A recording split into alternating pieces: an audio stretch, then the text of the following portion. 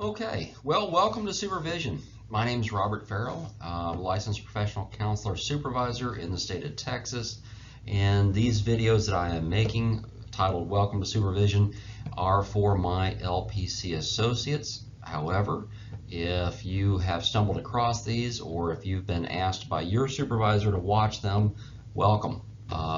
They're here for everyone to learn from.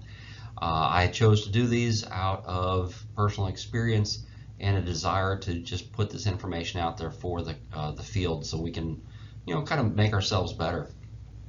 This is the second installment of ethics. We're looking at the ACA 2014 Code of Ethics as set forth by the American Counseling Association. You can get this online, and I would encourage you to do so. If you are one of my associates, then I have already emailed this to you, and you have a copy. In fact, when we did our paperwork, you signed stating you got a copy. Okay, so we're looking at Section B, Confidentiality and Privacy. Guys, this one is a big deal. Legally, you can be really busted if you do not maintain confidentiality and privacy of your documentation and of your communications. So the introduction, very straightforward and clear. Counselors recognize that trust is a cornerstone of the counseling relationship. We aspire to earn the trust of the client by creating an ongoing partnership, establishing and upholding appropriate boundaries, maintaining confidentiality. We communicate those parameters of confidentiality in a culturally competent way. So the first section, you'll notice that I am not doing this in the actual order. I'm skipping through some of them, kind of hitting some highlights. It is your responsibility as a counselor to go in and look at all of them. Notice I am starting here with Section B, number 1, letter B, and going into C. I'm not starting with the very first one because I didn't want to. Look at it, go read it, find it. Okay, so Section B, number 1, letter B, respect for privacy. Counselors respect the privacy of your clients. It requests private information from clients only when beneficial to the counseling process. In other words, if you're working with someone and they do not have a sexual abuse history or anything of that sort, you don't need to go digging into it. It's not a part of why they're there. Now, if you're doing your assessment and you're doing your biopsychosocial and you ask questions pertaining to an abuse history or the what's referred to as the ACEs, the adverse childhood experiences, yeah, you can ask the question, but they have the right to say no, and they also have the right to say, I'm not going to talk about that right now. So once you have established what you are going to talk about, you don't have to go digging into things that aren't necessary to the counseling event. Okay, Section B1C, respect for confidentiality. Counselors protect the confidential information of prospective and current clients. Counselors disclose information only with appropriate consent or sound legal ethical justification. We're going to cover a little bit more on that one because that's kind of a hallmark to this whole section. Limitations, Section D there is kind of pointing out there are some limitations and you need to be aware of what those are, especially when confidentiality, notice it says must be breached. There are some specific times. I like to tell my people when I'm working with them that there's primarily 2 times that I have to break that confidentiality, and that is if they tell me they're going to hurt themselves or someone else. A third opportune time is when you have no choice, is when you receive legal requirements. In other words, you have been given a subpoena by a judge, a bench subpoena for records, and then you have to give them. That's all there is to it. All right, minimal disclosure. Guys, it is real important to recognize that when you do have to go against the confidentiality and privacy, you only have to give the necessary information. So in other words, one of the things I do like to tell my people about is that I withhold the right for consultation. I will go to other counselors, other individuals, may not be LPCs. I have LCSWs that I go to. I have LCDCs that I go to. I have some psychologists that I go to, and I ask questions and we consult with each other about specific areas. I cannot be an expert in all things human. There's going to be some things that you're going to have to go and get supervision on. But here again, it's real important to let your people know when you're getting consultation or when you're talking to someone about their case, you're not going to share vital information such as the demographics, how to identify them in public, what they look like.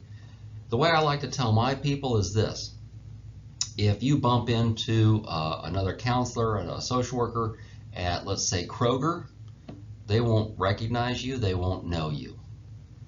Okay? They just won't. I don't share the names, any identifiers. When I'm talking in consultation, all I'm looking to get is, here's my case conceptualization, here's the problem I'm dealing with, here's the issue that they brought up, I need guidance. That's it. They don't need, whoever you're talking to does not need name, date of birth, social security number, address, phone number. They don't. Now, on the flip side of that, if you are making a 911 call because your client has called you and left you a message saying, hey, today at 3 p.m. I'm going to shoot myself.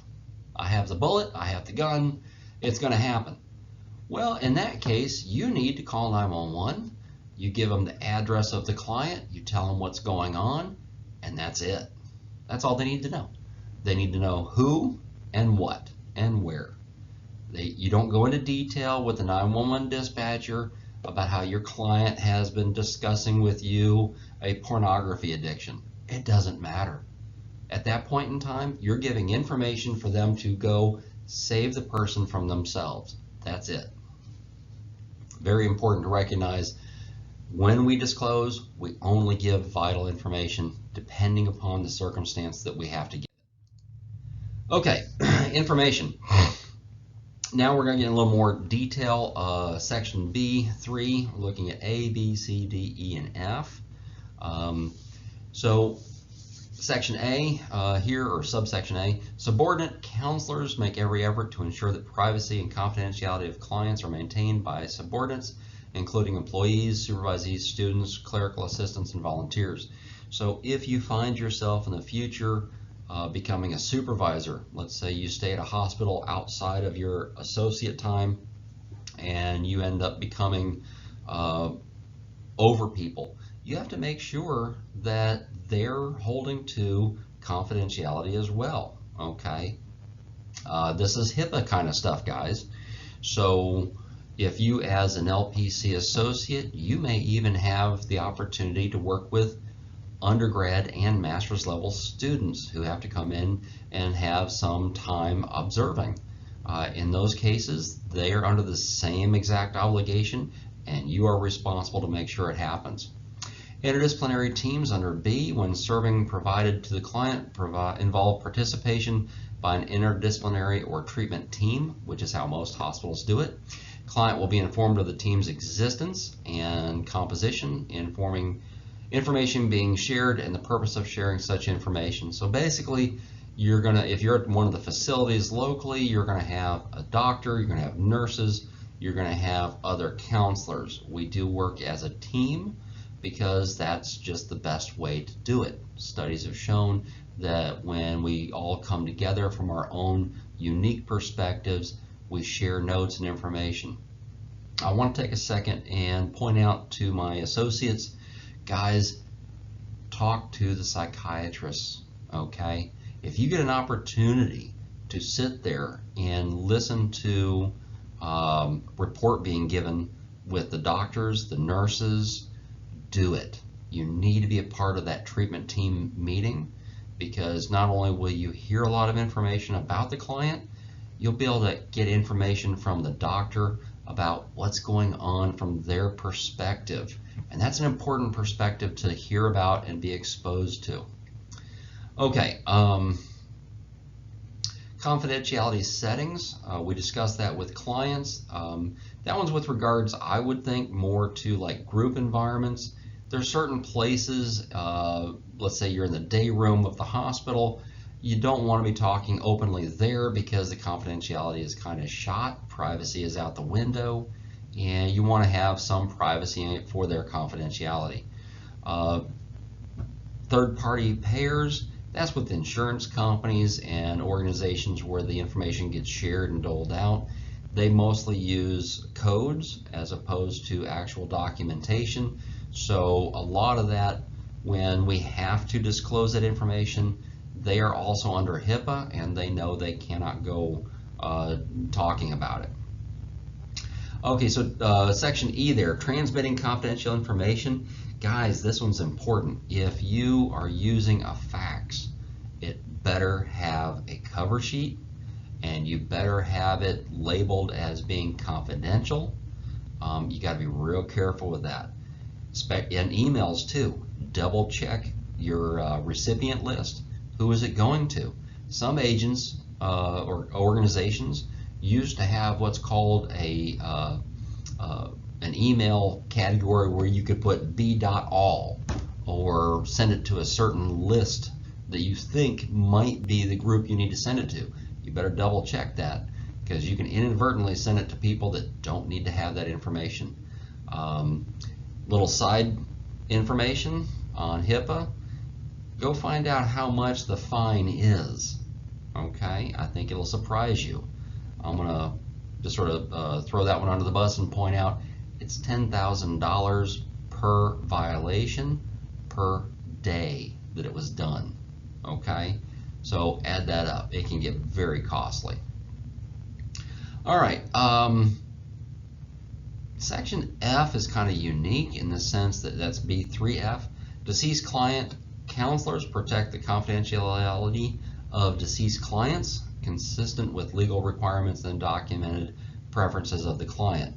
So if, let's say, you do have a client who does successfully complete suicide, those records do get locked, and if you're in a facility, they have people that take care of that.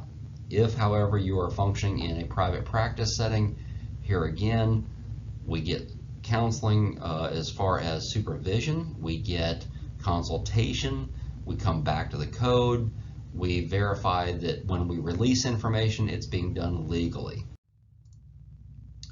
Groups and families. Okay, working with a group is quite fascinating. Group work itself is probably one of the most enjoyable for me as a counselor because it's absolutely amazingly powerful what it can do for the client. But here again, we have to let people understand confidentiality and privacy is limited. Okay, I know we tell people what's said in group stays in group, kind of like Las Vegas, but honestly, everyone knows that when they walk out of that group, there's going to be some talking going on because there's always a group before the group and a group after the group. And what that means is they talk.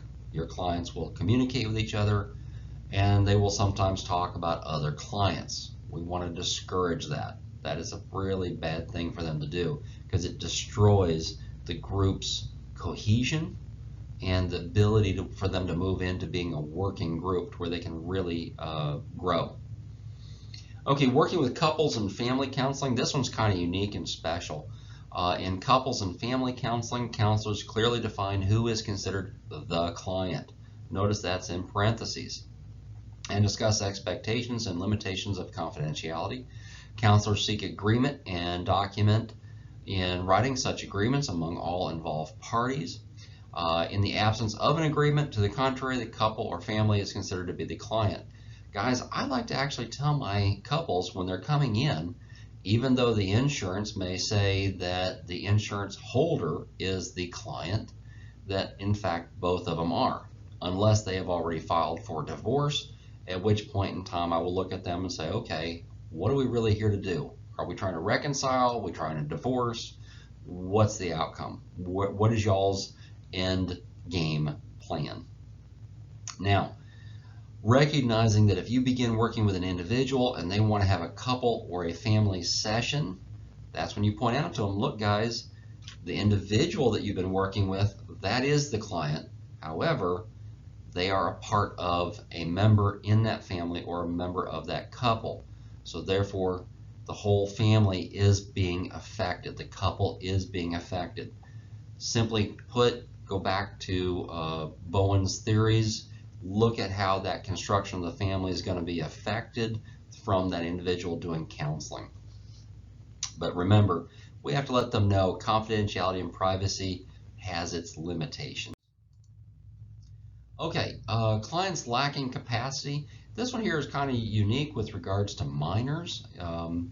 Kids under the age of 18 do not have the ability to give informed consent. Now, in a few rare instances, that is changed. And one of those in the state of Texas is with regards to pregnant females. If you have a client who is pregnant and under the age of 18, she can give informed consent for medical issues only. In other words, with regards to the pregnancy. The counseling aspect is still a little bit questionable, okay? So for that one, you want to be cautious. I do want to point out that the responsibility of the client on this part is with the adult. They're the ones that will sign informed consent to treat paperwork. They have to. Otherwise, you cannot see that child, that minor, that adolescent, that teenager. You can't do it. The legally responsible adult or the guardian has to sign off on all paperwork for legal purposes. That's under B5B. Also, release of confidential information. When letting that information out, there again, the appropriate parties, in other words, the adults, have to sign off. Now, in cases where you have a minor who becomes a major, no, they became an adult. Okay, I've had several of them. If you're in a facility, they will, on the morning of their birthday, be woke up, their stuff gathered up and escorted off of the teenage unit or the children's unit and into the adult unit. And it's kind of a unique situation. Paperwork will have to be redone. At that point in time, that minor who has become an adult has the right to request a discharge. They can sign what's in Texas is referred to as a 24-hour letter or a 4-hour letter, which is kind of a misnomer. We'll talk about that in our face-to-face sessions on how that actually works to play out. But they have the right to request a discharge and review by the psychiatrist because they are adults at that moment. So when you're dealing with confidentiality, informed consent to treatment, privacy, everything for a minor is kind of unique. Now, one of the things I do want to point out, when I have an adult that comes in with their minor, I will tell them, regardless of how old that minor is, I only go down to 7 years of age working with kids. I don't do play therapy. I do practice sand tray and play in therapy, but there is a difference. Now, I bring this up mainly because as kids, they need to know that they can trust me. They need to know that there is confidentiality and privacy in what they tell me. So I will tell them in front of the parent that there's a few extra times I will break confidentiality, not just for suicide or homicide, but if the child tells me that there has been a undocumented report of abuse and the kid comes and tells me that yes, mom or dad or somebody has done something to them, I will have to do something myself. Okay, it's state law. We have to do it. Otherwise, I will not tell mom or dad very much of what we discuss. Now, I do give my parents an email that basically says, hey, your child is doing good. They're participating. They're engaging in therapy. They're doing really well in sand tray. They're getting out what they need to get out. In a few instances, I will have a family session and I'll encourage the minor to address a problem with the parent. And I'll be there to help them do that and to assist and give them encouragement while they do that. But there again, confidentiality and privacy, very important to that therapeutic relationship that you're developing with your clients. And you have to be able to discuss with them this information. Okay, records and documentation. We've kind of covered some of this already, section B, 6A through the rest. You are responsible to maintain your records and keeping them confidential. You have to keep them locked up. In my private practice, I use an electronic online system that records and keeps most of my information. I do have a double lock system, and I also use recordings that I keep double locked as well. And so technically in this building it's like quadruple locked, but for the purposes of HIPAA it only requires 2. Okay, authorized personnel having access. In my situation, that is me here at my office. At the hospitals, they have everything there under lock and key, and you have to go through medical records to get those records pulled, and there is a way for them to do that. Okay, case consultation. I've talked about this one a little bit already. You do have the right and the ability for case consultation. You cannot be the expert in everything that'll ever run into you, from your clients, that is. And so, but there again, you have to make every effort, as sections B7A is saying, make every effort to avoid undue invasion of privacy and giving away information that is frankly not necessary to give away. Disclosure of confidential information when consulting with a colleague, very important. They only need to know what they need to know in order to give you the information that you need to know, okay? Information about the client having red hair or streaks of purple, that has no bearing on the case, okay? Physical appearance has no real bearing unless it does, okay? So if you're dealing with someone who is struggling with body dysmorphic disorder or one of the other image problems, then yes, it might have some bearing. But anything that is descriptive to where they can identify them in a lineup, no, they don't need to know that. Okay. So that's pretty much it for section B, looking at confidentiality and privacy. This is, again, the second installment out of this series on Welcome to Supervision Ethics, looking at the American Counseling Association's ethical guidelines. Later on, I'll be going into discussing the Texas Administrative Code, which is the laws that govern counseling and the role that we play as LPCs. So until we meet in face-to-face session and have our chance to discuss things directly, this has been a pleasure, and I look forward to seeing you guys later on. Take care.